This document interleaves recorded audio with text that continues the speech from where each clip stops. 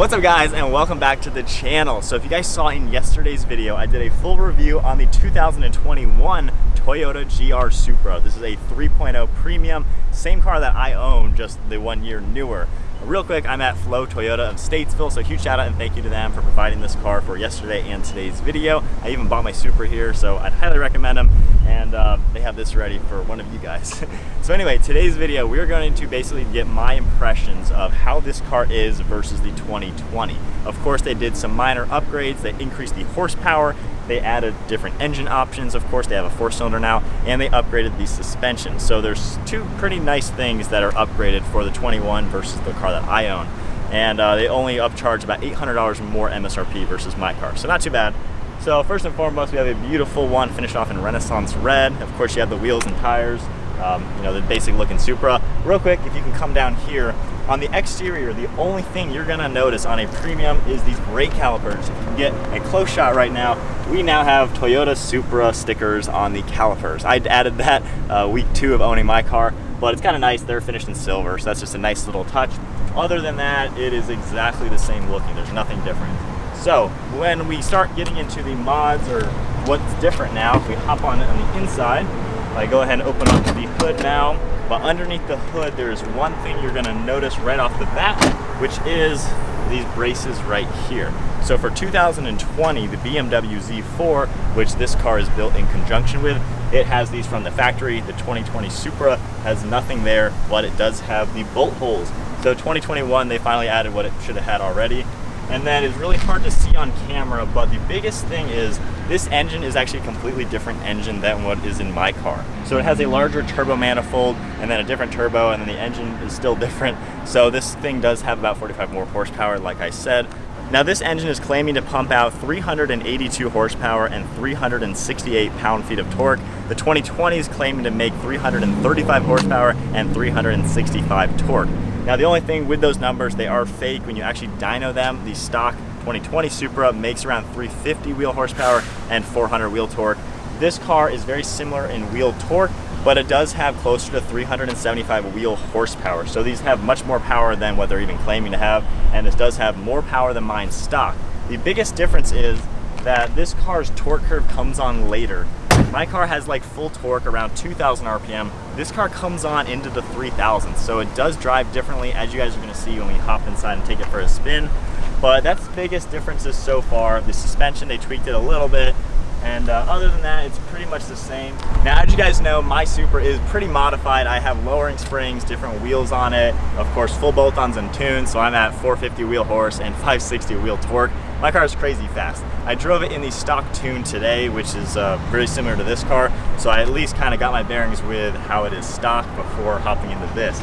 First thing that I noticed, actually, since my car's lowered an inch, when I open the door, my leg hits the door sill at a different spot. I know that's a really weird thing to point out, but I'm used to it hitting a little bit lower on my leg, so I can tell this car is higher than mine. Aside from that, if we hop inside now, it is the exact same car. Everything is exactly the same. We have the black leather, the carbon fiber.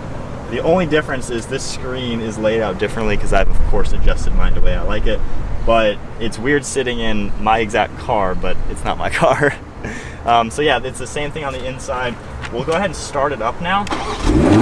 One thing I noticed, this is quieter than the stock 2020. So if I go ahead and rev it in normal mode right now, and then if I put into sport mode, the biggest thing I've noticed is it doesn't really pop. The stock 2020 pops so much, and this car really doesn't. So it's noticeably quieter.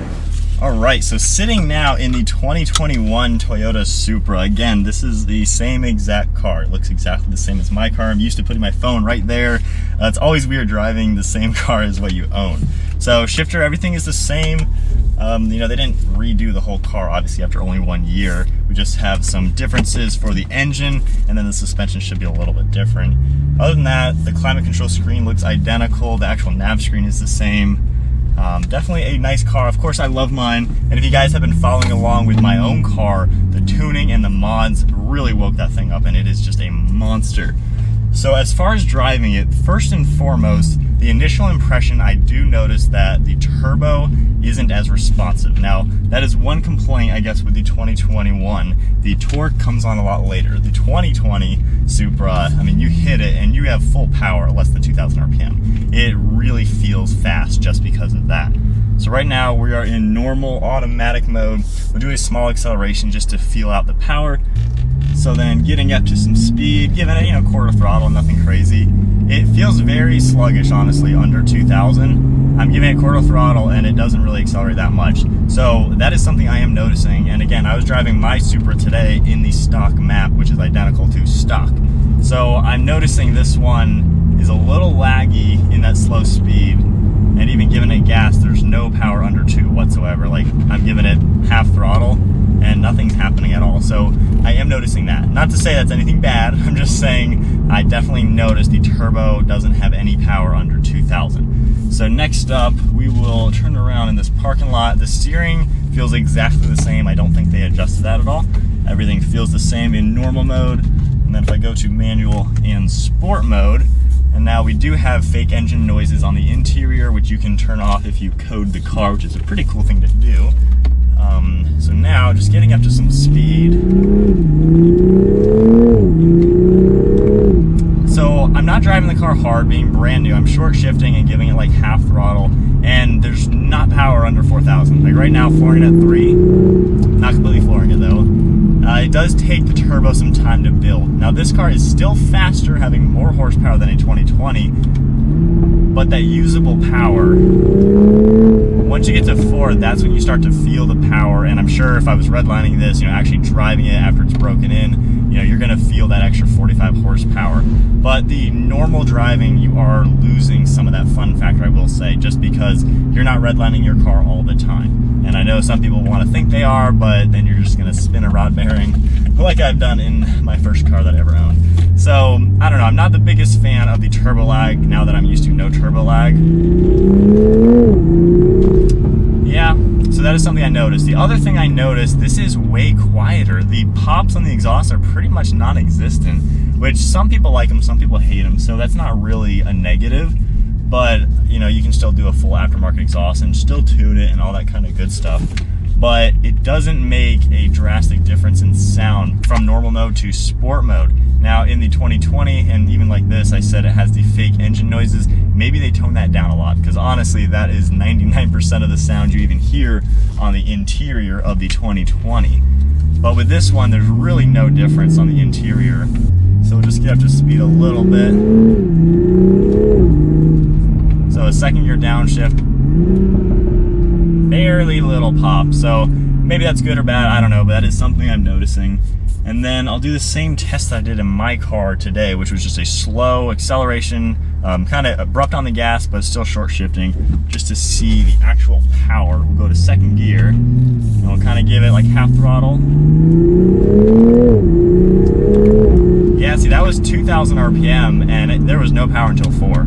So that's a big difference, I'm not gonna lie. Is that a bad thing or a good thing? It kind of depends. It just means you gotta drive the cars differently. This car, you need to use the engine, wring it out more, and it's just gonna take a few extra seconds to get into that power because you gotta wait for the turbo to spool up. So, I don't know, I kind of like the 2020 better just because that instant power, it just feels really fast. I'm not the biggest fan, in all honesty, of the power delivery in this car. However, again, if this was broken in and I was redlining it, I would feel more power than a stock 20. And then with tuning, this car does have better potential, so we think, with tuning. The compression ratio, I believe, is less, I think. I'm not 100% sure. But on top of that, given that the turbo manifold is much better on this car, I think this is going to do better for tuning as long as the ECU can be unlocked. But other than that, as far as engine, that's kind of the whole comparison with engine. One last acceleration. I definitely noticed that it does feel laggy around town, and I think that's going to be the biggest drivability difference. If you're doing your around town around daily driving, this is gonna feel a little bit slower than the 2020. The 2020 has some crazy power that just, you really get up to speed quickly, even bone stock. So that's my thoughts on engine power. Suspension, I don't really notice a difference. I have the lowering springs in my car, which did a lot. They have a little bit stiffer spring rate than the factory springs for 2020, and it was a night and day difference with ride quality. 100-mile-an-hour driving with those springs in the car felt much more stable. I would assume 100 mile an hour, this is probably very similar to my lowering springs, just because they did adjust the tuning. Normal ride quality in normal mode, it's very comfortable and smooth. I have no complaints. And when we are in sport mode, I can feel the bumps again. It gets abrupt and performance feeling, so that is good. If I was on the track with both cars, comparing them side by side, I'd probably notice a difference. But I would assume, since I am used to my lowering springs, that these ride very similar to what I've done on the aftermarket in my own car. So are there crazy big difference to make it to where one is way better than the other? I don't think so, and I'm not trying to be biased or anything, given that I own a 2020. This car is about $800 more expensive, not enough to really, make any issues, but I think they are different. I like the tuning capabilities of my car. I like the low-end torque a lot because it makes it a heck of a lot of fun when you are around town. It just feels so fast. This car just doesn't feel as fast around town. I'm really excited to drive the 4-cylinder. That's gonna be a cool option. That starts, I believe, like low $40,000, so that's a heck of a lot cheaper. And then you can still get a base model Supra, which is low 50s. But I think that's kind of about it. I don't see from this point a massive difference like 2020 owners should have waited for 2021. I don't really see like you should have waited or not. If you are looking for a Supra, the 2021s are available. You can spec one out brand new, get it for the sticker price. 2020 leftovers, you are able to get them for like $5,000 less than this. So that is a great option, and I think that is actually worth it, getting a leftover 2020 for a lot less than this, because the money you're gonna save, you can modify it and be super crazy fast anyway. And then used ones, of course, are high 40s, low 50s. So I don't see anything crazy between the two. That's kind of my opinion. Comment down below, what do you guys think? For those of you who own a 2020, what do you think of your car? Have you driven a 21? For those of you who are just buying one in general, what do you think is better? What do you think is cost effective, buying which one over the other? I think I've said everything I have to say. I don't know if I have a conclusion or not.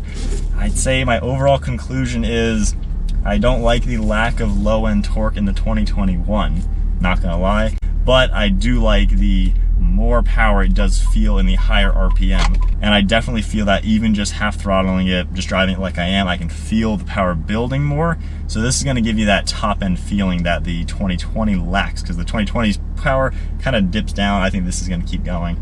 So I don't know, it's kind of a toss up, the more usable power versus the more top end, but with mods and tuning, they're both crazy fast. So I don't think I really have a definite conclusion, but that's the video comparing them in my mind. I'm not driving them back to back on camera, but I did drive mine earlier today in the stock map.